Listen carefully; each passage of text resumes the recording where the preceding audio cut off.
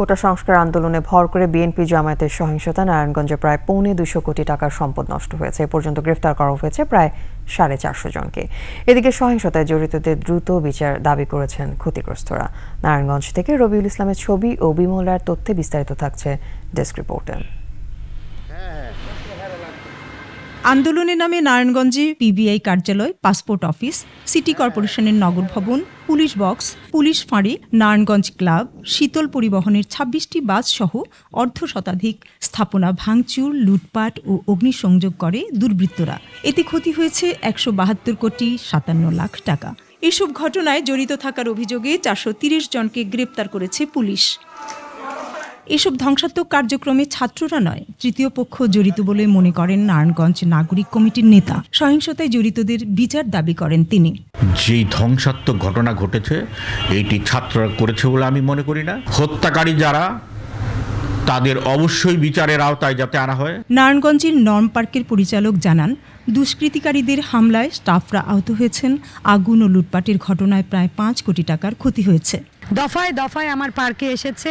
আমার স্টাফরা পার্কের একদম শেষ মাথায় দেয়ালের ওপারে, সেখানে রাত পর্যন্ত পানিতে ডুবে বসেছিল, কারণ তারা বেরোতে পারছিল না। বারবারই লাঠি সোটা নিয়ে আক্রমণ করা হচ্ছিল, খোঁজা হচ্ছিল। এছাড়া অসংখ্য দোকান ভাঙচুর ও লুটপাট করেছে দুর্বৃত্তরা। সব মার্কেটগুলোর ইট পাটকেল মেরে আয়না গ্লাসগুলো ভাঙছে।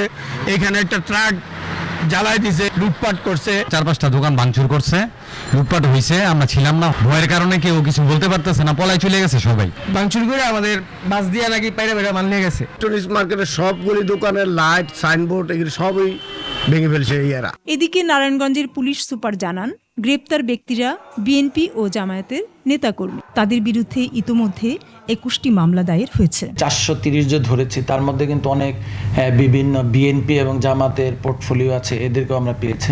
এবং সরাসরি অগ্নিসংযোগ করেছে, বিশেষ করে পিবিআই অফিস এবং পাসপোর্ট অফিসে এবং এসবি গার্মেন্টসে যারা অগ্নিসংযোগ করেছিল, এরকম কিন্তু আমরা 7 জনকে আমরা গ্রেপ্তার করেছি।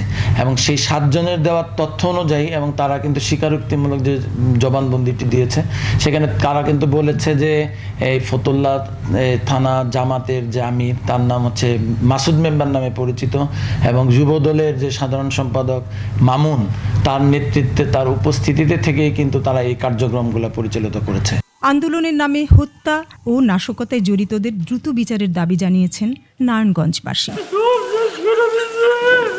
Banushree Dolly, desk report, 21 television.